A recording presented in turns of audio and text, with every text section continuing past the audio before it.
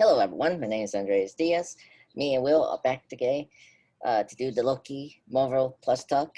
This is early, as usual for us, but here we are today to talk about episode 4 called the Nexus Event.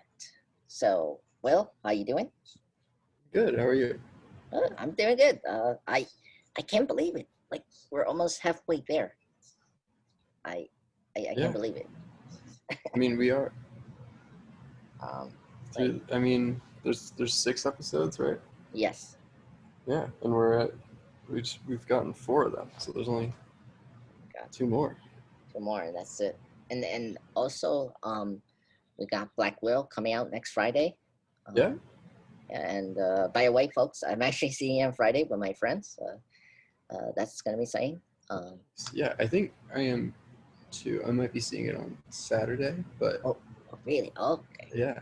Yeah. I guess like because I want to do a spoiler cast on Black Widow and like that's some like discuss what we thought about that film. But we'll probably do that together with the Loki episode 5 together, maybe Will, and like Okay. just do that for next week. But anyway, to kind of just drop to kind of start from what was your impression of episode 4, Will? Was it better than the last episode, episode 3, for you? Yeah, I think it got back to the like TVA shenanigans, Mhm. which has been my like highlight of the show. So yeah, I Yes. really like this one. um, Especially that ending. I did not see that coming. No. So very excited for next week. Oh my god, yes, me too. This one was like oh my god, pinnacle of Loki being great. I fairly enjoyed episode 3. I was very happy that this episode we came back to the the major plot points and storylines that we kind of care about from the first 2 episodes. And I was surprised of the twists and turns we had in this episode, which was crazy. Like oh my god. And I don't really have this well. I think this for this show, their first post credit scene, it's probably my favorite out of the other post credit scenes we have. Yeah, yeah, me too. I think. Yeah. But before we go to talk about the post credit scene and that whole ending, I was very happy we picked up where we left off in the last episode. With Seville or Seville or oh my god, Sylvie. Sylvie. Thank you, Sylvie and Loki. Uh, you know, you were right, Will. Loki didn't have a time stone, which I was happy about. It, well, it made more sense, so I was very happy about that. But it was a very interesting conversation between them, like, and it was kind of like it was kind of cool to see, like Loki, you know, like being vulnerable of this other Loki he's with and like and then you come back right away with the TVA. And by the way, like they did they did just fix the whole like time charges right away. Like Yeah, I think they did um, fix it. I think the purpose of the of bombing the timeline wasn't to like create all those branches so they could like pass the red line. I think it was to mm, make the TVA so busy that they'd be vulnerable to her going in there and killing the timekeepers. that's true. Yeah, and I would say that's probably the best plan I think someone It's can a ever good do. plan. Yeah. Yeah, and I think that's actually cool. And I mean and to be fair, the time variant authority are like the most powerful, so it Yep. makes sense they can clean it up very easily. Hmm. Um, and I also like that it also kind of like I kind of feel sad because they're like they're the most powerful, but like they're are being puppets for this Hmm. like grand like I don't know what's the grand plan of I of don't this know. I mean, we don't know who's pulling the strings, so exactly. And we'll get to that, but like I mean I mean I was just and it was cool to see Owen Wilson back and B-15 Mhm. and like I after I guess we can jump into this like it was instantly after they get recapture and like um I again the Owen Wilson and Tom Hiddleston chemistry is still great and like just seeing Loki playing for Mobius like well like I'm trying to help you and trying to explain what's going on and like throwing him into this like time loop you know of Yep. this and of course we get the shocking cameo of Sif coming back Yeah, I was so happy to see that. Oh, yes I love Sif. I know I was so happy and I love like this was probably the best cameo like just the best time loop the best cameo and probably the most like heart heart to heart like heartwarming scene with Loki trying to like Yeah, I like that this show is like forcing him to have that self-reflection. yeah It's kind of like speeding him up through his character arc so he can get back to where he was in Ragnarok. Yeah. yes oh my god yes and it was cool and I I don't know I don't know if you know this but I think you know this I like how one of the commentators from Heavy Spoilers mentioned that this Loki cutting this Sif's hair is Hmm. from the actual Norse mythology Yep. and I thought that was actually a clever way, and I actually loved that. Yeah. Um, They've done that a few times when referencing like Thor and Loki's childhood, like the story of Loki like turning into a snake and fighting yes, Thor. I Yeah. know. And I actually can I ask you something? Mhm. We have that, and I'm curious about. I don't want to go too far with the post credit scene, but like, you got the alligator Loki. Is that something particularly from the Norse mythology? I don't think there's anything with an alligator, but he Okay. certainly has the ability to transform into animals. Hmm. So, it, Okay. could be just he decided he wanted to live as an alligator, or Oh my maybe god. he was born an alligator. I'm so curious about all About of that. those variants. Yes, I know. Yeah. Oh my god. Oh my god. And oh my god. And by the way, it's so cute to see alligator with a horn. I Yeah. now want a toy and just have Loki. I'm sure there will be some. Oh my god. Yes.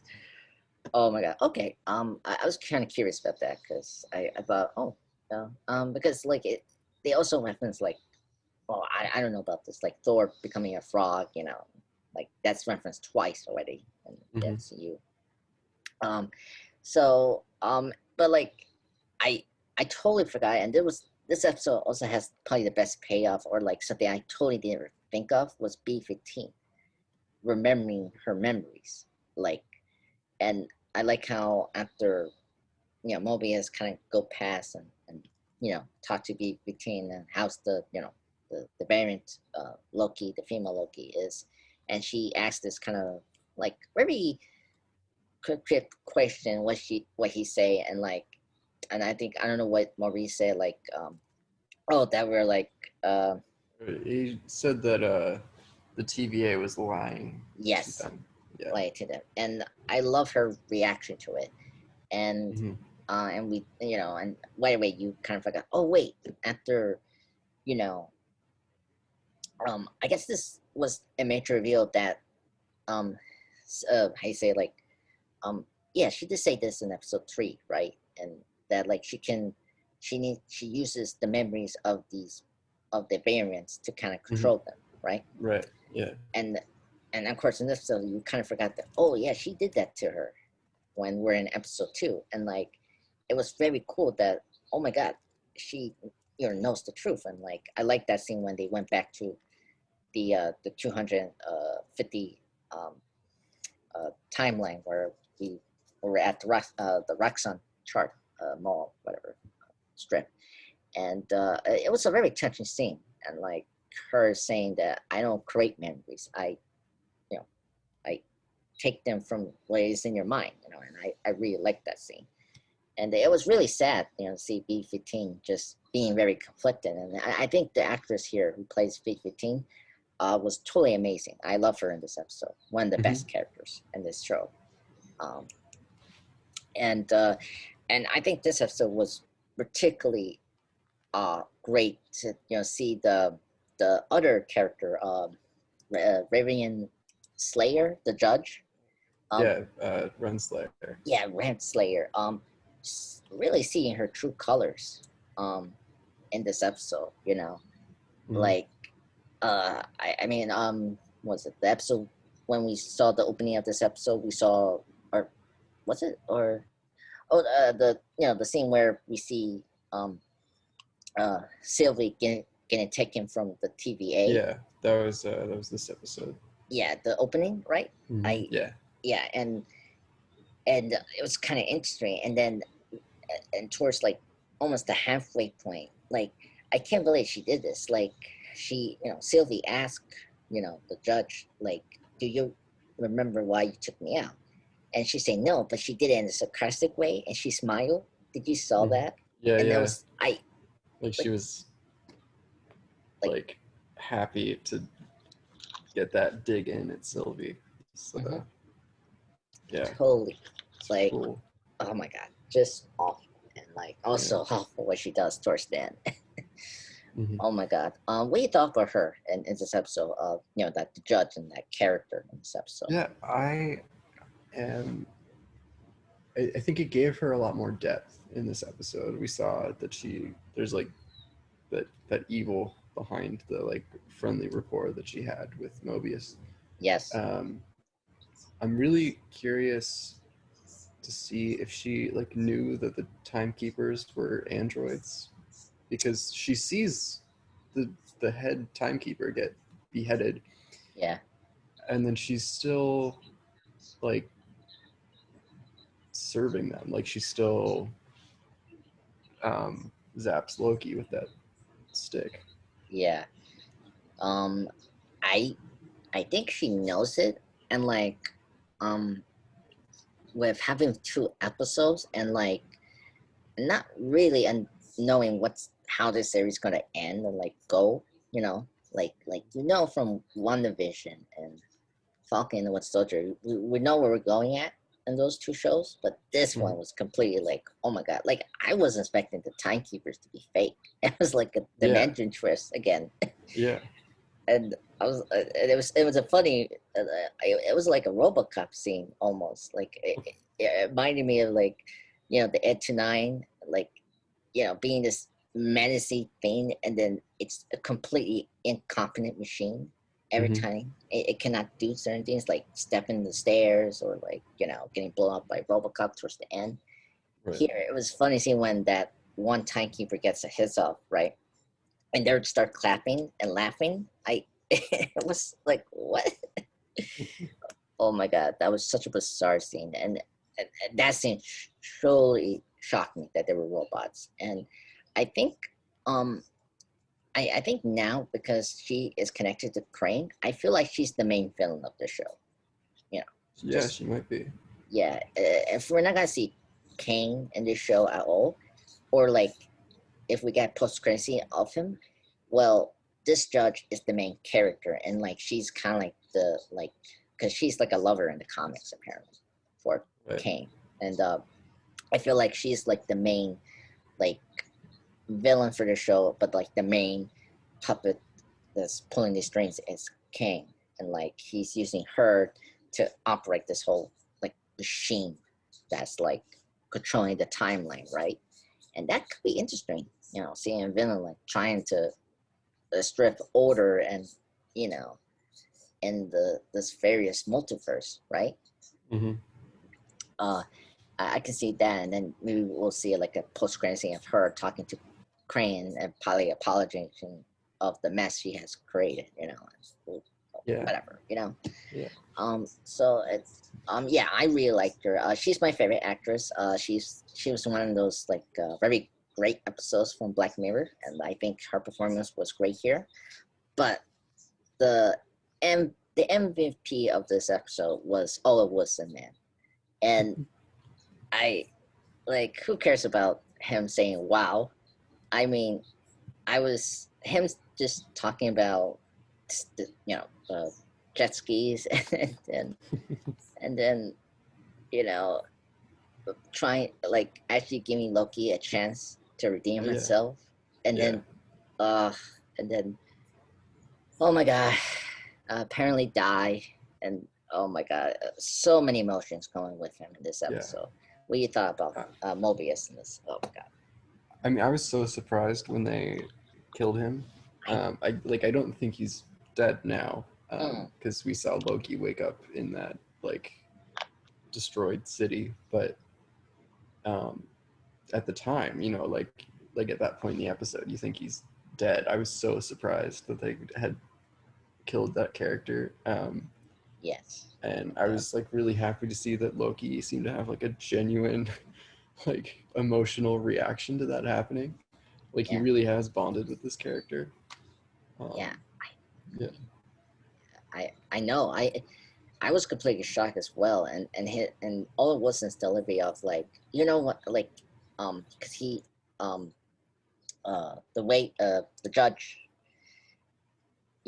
they were talking in her office, and she asked him about where you want to go, right, or something like that in that conversation, and like he didn't answer that, and I like how his final lines was he responded back to what she asked him earlier, and like say, hey, you asked me where I wanted to go, and any place, and he talked about the jet ski, and like that was such a ah burn line to hear that before he goes, and it's like mhm, and him now knowing that he's like a person that had like a life before, yeah, it's just so sad, and by the way, messed up that they like killed C-20, the hunter, yeah, uh, and like he didn't understand that, and like I like how Mobius is like one step ahead of everyone, like he knows there was something weird. I just like how he like kind of approach it, kind of like Loki,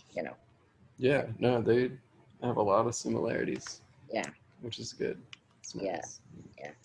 Um, and yeah, and this kind of mirrored a little bit like his mom, a little bit like this was like maybe the second blow he ever had, like in his takes here, Yeah, and it's like it's probably the second person in his life that's like believed in him and believed that yes, he could be good.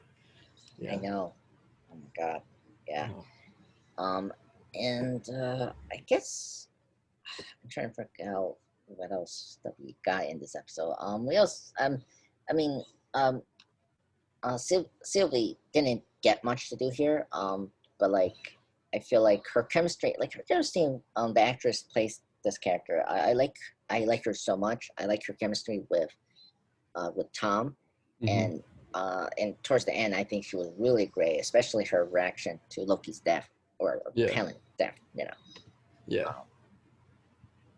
Um, and okay, so after we kind of lose Mobius, um, after that moment, he meets up again with Sylvie, and then they go down to uh, the timekeepers. Oh, now I remember. So the opening was her meeting the timekeepers, right?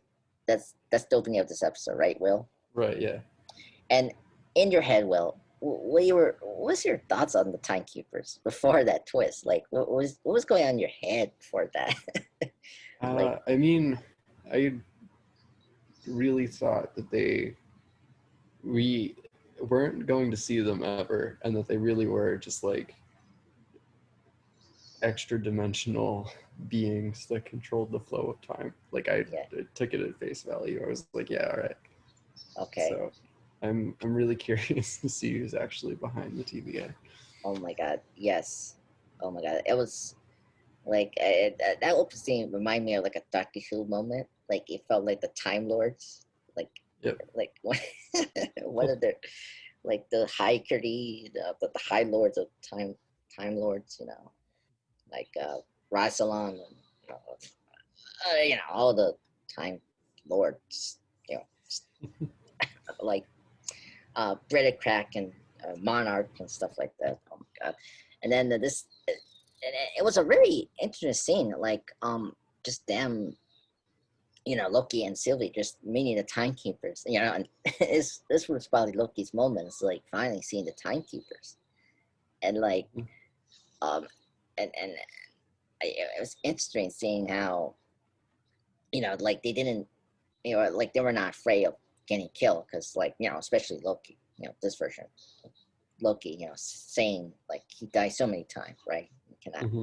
like be surprised he made it this far, and then of course this is where it was very cool to see B-15 freedom, and like we have a very cool fight with everyone, and like Mm-hmm. it was interesting seeing how Sylvie was so proficient of fighting where Loki couldn't, and like it was funny how she gave her the sword, excuse me, and like he was fighting now better with the sword.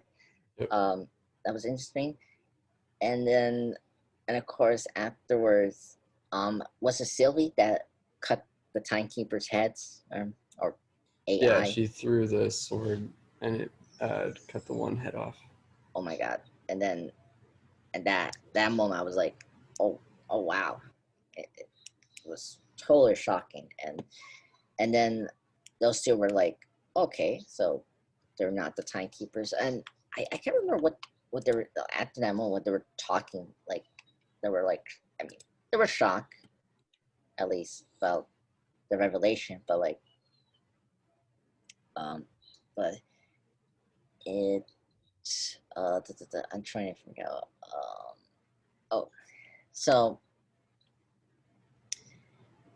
uh, uh, I'm trying to figure out, oh yeah, and like, I say, uh, so this is kind of interesting with the timekeepers being a ruse. I noticed one thing that it's interesting that after the Falcon and Winter Soldier, like Sam tells Bucky about the villainous big three: the androids, aliens, and wizards. Yep. And it's kind of funny they actually make this hypothesis be accurate, and that was the thing that I was kind of surprised the most. Yeah, And I mean, like yeah, I, most of the like villains do fall into those categories. that's all right. Well, that's true. Well, I mean, Marvel follows that tradition. I mean, Yeah. DC, no way, no way. Yeah, no, I meant Yeah, Marvel. yeah. Even But like that, yeah. Oh, the Avengers movies. yeah. The It's a Avengers was. wizard, and then it was a robot, and then it was an Oh my alien. god, yes. That's true. I didn't know that's true. Like, yeah, Yeah, Loki is a wizard, and yeah. Ultron is a robot, and then Thanos for is an Thanos. alien. God, that's so weird. I never picked that up. Yeah. Oh my god, that's so funny. And and while how you say it, they start talking to each other, Sylvie and Loki. Loki's deaf, or Loki's like pune, as they call it, like Yeah. when he got puned by the judge, and it resonated a little bit like Coulson's death, like that Yeah, no, he was stabbed in the back. stat in the back, and oh my god, and that was like totally shock. I was like, oh my god, are we gonna follow now Sylvie now, and like we're getting rid of that Loki, and Sylvie just right back, great scene between her and that um a Slayer, and like her, getting the upper hand, ask her to tell her what is going on, tell her everything what's going on in this place, and like what's going on in this bigger picture, right, of the timekeepers and TVA. And I guess, well, to kind of wrap this up, was like it was a very quick episode. Like it jam packed everything in so Mhm. efficient way. Yeah. Um, what I think we could get into a discussion of the post credit scene. Afterwards with the credits, and the song they put in the credits was also great. Uh, and I don't know what's that song. I think it was Moon Uh, something. I'm not sure. Yeah, I need to. Yeah, because was that the same one from last episode? I remember. I, Uh, I'm, I'm trying to figure out What was that? If You Love Me, Really Yes. Love Me by Brenda Lee. Yes, that was a great song to put towards the end. I felt that really was appropriate, and I love how it goes to the credits. I like how the credits reflect on the episode as well. And afterwards, we got our first post credit scene ever in this show, just like WandaVision and Falcon and Winter Soldier, but this one took the cake. So I like, I think we like, well, like we know we're gonna get like another Loki, or whatever multiple Lokis we're gonna get in the Yeah. show. We got Sylvie, and then in this episode we got three more, and finally we got Richard Reed Grant to be in the show, and he plays the older Loki in the Mhm. comic accurate costume, and that made me smile. I was like, no Oh way they do man. it. Oh He's my even god. got like the yellow like Cape? underwear on the outside. Like, Yes. Oh yeah. my god. Oh my god. He was like a spinach image of the comic Loki from the 60s. I was like, Hmm. oh my god. And then you have one, and then the other two were just strange. Like, we got Kid Loki, finally. Yep. That was Yep. cool. And then there's the other one with the Mjolnir, with the hammers. There's one for Yeah. Loki. Oh my god, that I'm was um yeah. I'm seeing on Wikipedia that Loki was uh, credited as boastful Loki. So I'm yes. interested to see what that means. Yeah. And that is interesting because there's a reference to that foreshadowed him in this episode. Was it there's a Time Fear 47. Uh that's where Loki was left nursing in his tender Septimari or something like that. That 47 was a number of a comic book, Marvel's What If. That was in Okay. 1940. That's Uh-huh. where Loki taking Thor's hammer, and it's funny how that also was a double, like a T'Challa of portraying the person in that post credit scene, and that was cool. Hmm. Um, and then we got Kid Loki, and then oh my god, I've been checking Twitter when Twitter was on that episode that week. The alligator thing was weird. I was like, the kid's holding alligator with the horns. I was like, what's going with that? And I was like, I want to know if that is a talking Loki or just, oh my god, oh my Yeah, god. I saw someone on Reddit made a joke. They're like, they really want Richard E. Grant to be voicing the alligator, and then the Oh my like god. older Loki just doesn't talk. They're So he's talking. played by Richard E. Grant, but he's mute, and then the alligator just talks with Richard E. Grant's voice. Oh my god. Oh my god, I want that. Honestly, I want that more than ever now. That's so funny. Oh my god, that'd be hilarious. I mean, it'd be funny if they have another famous guy voice or famous girl voicing that alligator, and that would blow Hmm. my mind. Oh my Yeah. god. Um, I I would say it was a fun episode. I love this episode. I think the post credit scene for this episode was alone the best thing about this show.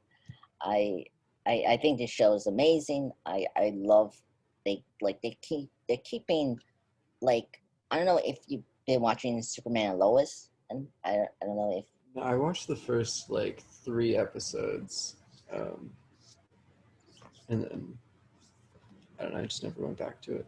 oh my god, you should go back. It's actually great this full Yeah, no, season. I liked what I saw. Yeah. I'm like the reason I'm bringing that up here is that show as well is doing what Loki's doing, just keeping like they have twists and turns that I didn't expect in that show as well, and Mm.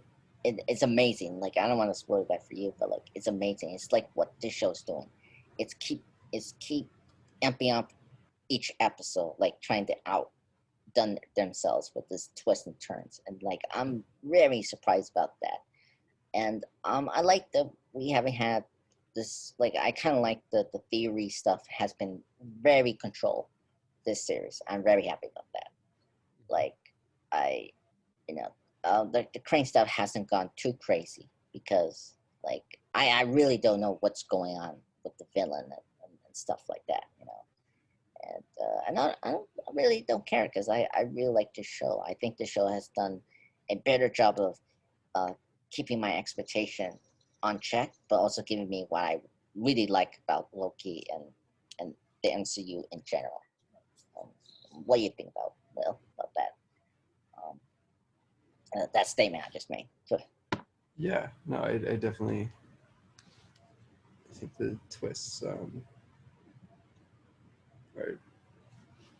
really, they keep it fresh, which is good for a series, like a film series that's been going on for,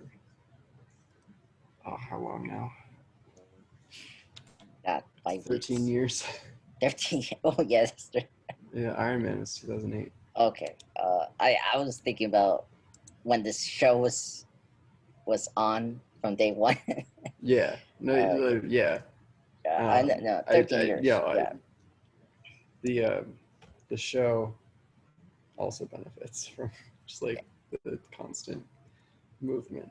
Um, yeah. 1, 2, 3, 4. Yeah, it's been like 4 weeks yeah. since June 9th.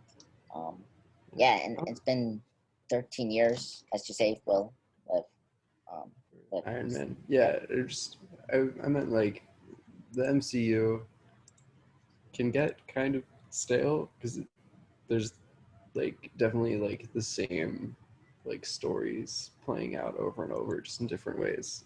yeah, So you like you get into the rhythm and you like you know the formula, you know what's gonna happen, yeah, which is like I like the formula. I'm happy to come and yeah, revisit it every time, but yeah, it's really nice when something like Loki comes along and it like completely breaks that, you know. yeah.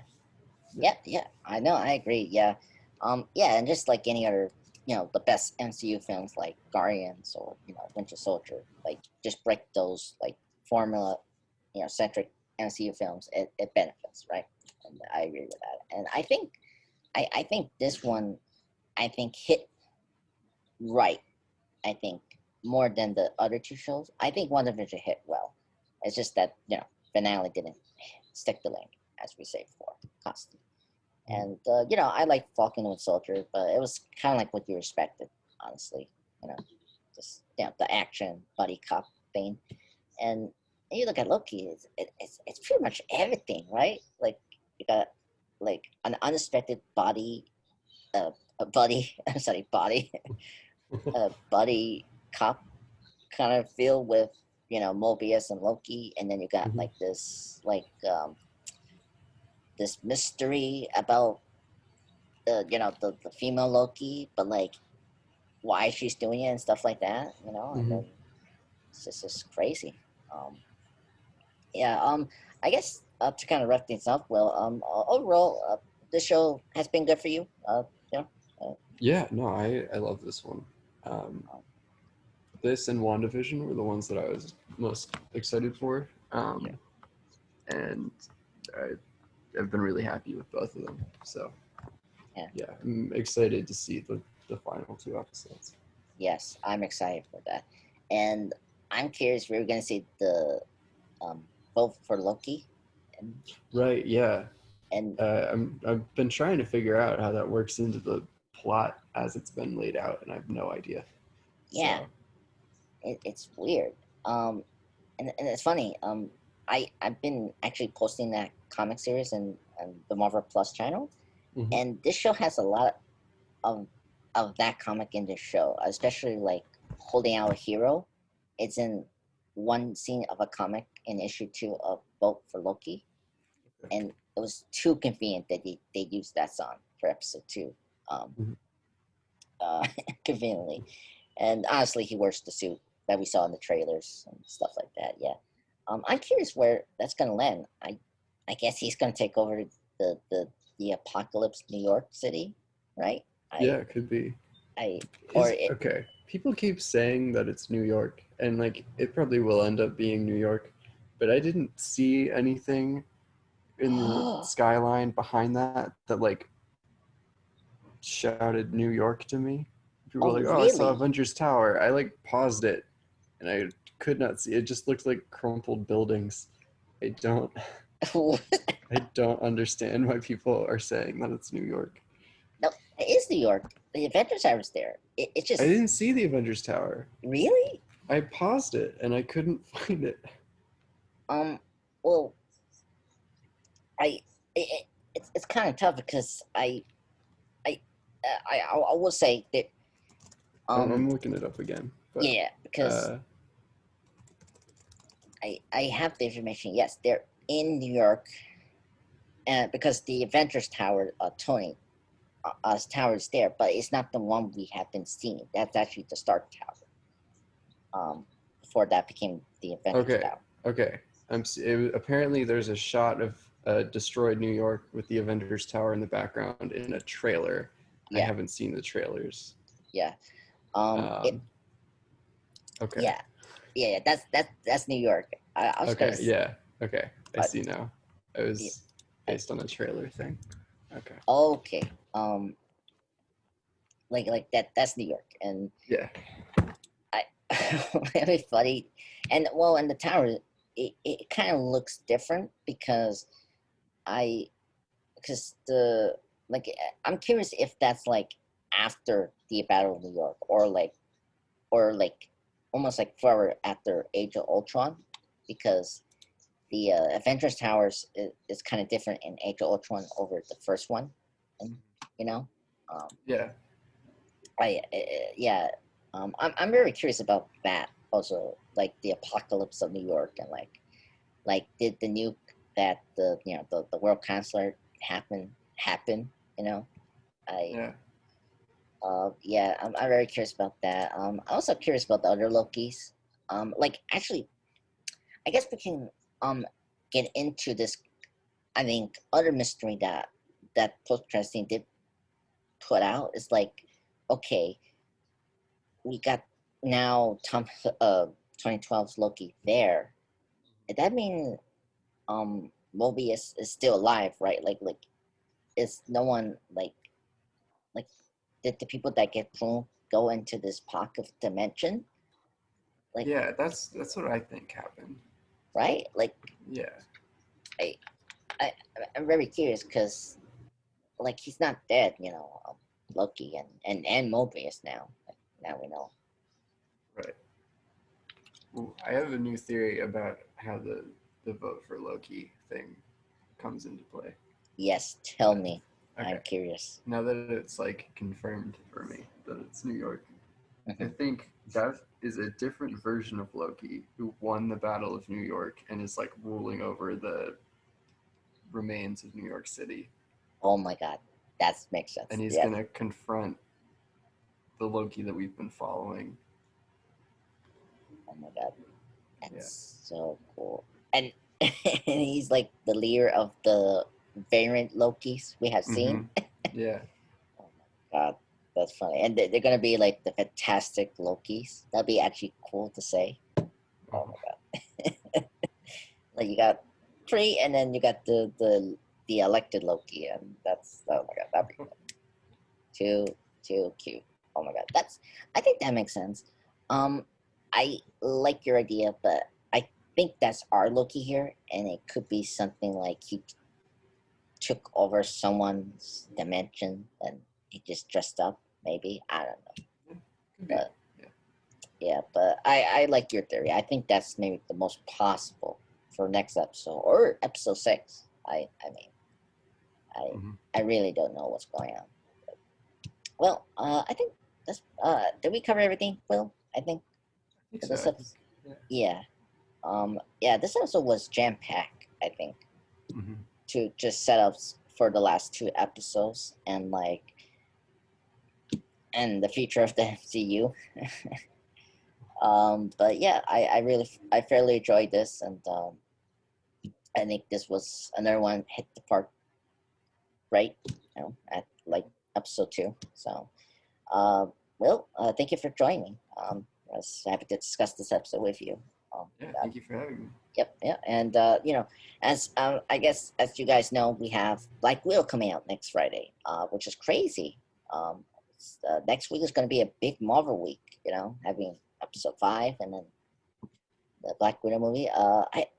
I haven't talked to you about Black Widow, but like, how is your expectation with this movie? Well, for you. Um, I don't know. I mean, I wasn't like too excited by it when they announced it. Hmm. Um, like, I, it's long overdue to give Yes. Scarlett Johansson a movie. I just like I don't know. It's weird to do it after you've killed the character off. I Um, know. I don't get that. Okay. yeah. Um, and like I'm excited to see Florence Pugh and to like explore the Black Widow like mythos a little Yes. more, like expand on Nat's background. Um, but I don't like other than that, nothing about the movie's really like gotten me too excited about it. Like the trailers looked okay. Yeah. Um, Yeah. I haven't heard anything about Taskmaster as a villain, which is kind of concerning. I I don't know if you want to know. Like, I see non-spoiler reviews. And the conversation I heard from Taskmaster, there's a twist with him, and one of the viewers, like, I think, who is it? I think Dan Merrill or Chris Stuckman mentioned that the twist didn't work. Okay. Sitting with him with a twist, like with Taskmaster, but it didn't work for some reason. Um, and to be honest with you, I can tell you this. Um, there's another villain here. The actor's name is Ray Wiston. He's a well-known actor. He's in like the Departed, uh, the Leo and Matt Damon movie with Mark Yeah, yeah. Ruffalo. Um, it. I heard his character is okay, but he's like bland. Like the villains are like the weakest part of that film. I heard. Right. Um, uh, uh, um, but other than that, I heard the action is good. Dave Harper and Francis Pugh is kind of like the highlights of that film. So Hmm. that's good to hear. So Yeah. so I'm very curious. I think Black Widow is my second favorite Marvel film character. Okay. And Yeah. I mean, she's been really interesting in all the movies she's been in. yeah, and Um, yeah, for me, after Iron Man, for me, and like she's like the second character I collect the most in comics after Iron Man, and in general Marvel. yeah. And I'm excited. I'm curious. I'm one of those people that I kind of wish we had the movie before. I Yeah. don't like it set in Civil War, like after Civil War. That's Yeah. It feels weird. yeah. I don't get that. Yeah. Like in I this set in like a time period before all of the movies. Like I don't want the movies to jump around times that we've already seen. yeah. You know. Um. Well, and like I'm fine with them doing time periods, but like 90% of the time period films they do is not original. Or like they don't take creative risk with them. You Hmm. know, like First Class, Days of Future Past, or Wonder Woman, the first film. Like it's kind of like paint by numbers, really, when they do those kind of frequent things. You know. Yeah. Yeah. So, but um, hopefully, when I see the film, and as well, Will, you see it on Saturday. Hopefully we can discuss that in depth after we're kind of done with episode 5. So you wanted to combine the Loki episode 5 and Black Widow as just the one podcast? Yeah. We can do that.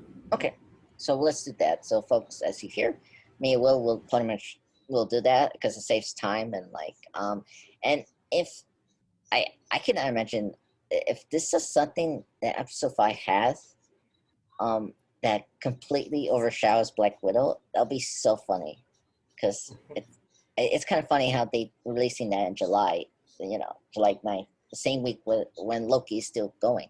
I just Yeah. It's a weird release strategy, but yeah we'll see. yeah. So well, I we'll see, and of course I we also know that like what's it?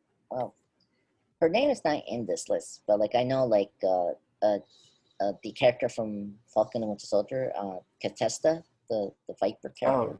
Oh, Yeah, Contessa De Fontaine. Yeah, like is she gonna be in this movie now? Because I, I don't know because I remember reading when she showed up in Falcon and the Winter Soldier that she was originally going to first appear in Black Widow, but then it got pushed back because of COVID. yeah, So I don't know if they just like reshot some stuff to make it so she first appears in Falcon and the Winter Soldier, and they like mhm. removed her from Black Widow, or if they're gonna keep her in Black Widow. I um We'll I find out, yeah, I we'll guess. find out because I wonder if they're doing the Thunderbolts. Like, It definitely seems like they're leading up to that. yeah, I feel like they're gonna probably do a post credit scene of that with her, and instead of maybe like her role was maybe earlier in the film instead of post credit scene. That's what I think would happen. Yeah, like yeah, I can see that. Yeah, so it could be that her role got reduced into like a post credit scene and like just now we saw her already for like 2 episodes from the Winter Soldier and Falcon. So, but thank you, Will, for coming me. This was a terrible conversation. Next week's gonna be an exciting week, and for we're all Marvel fans. Yeah. So me, yeah. So everyone, enjoyed this podcast. Hit the subscribe button, and of course, folks, happy 4th of July, and have a good day.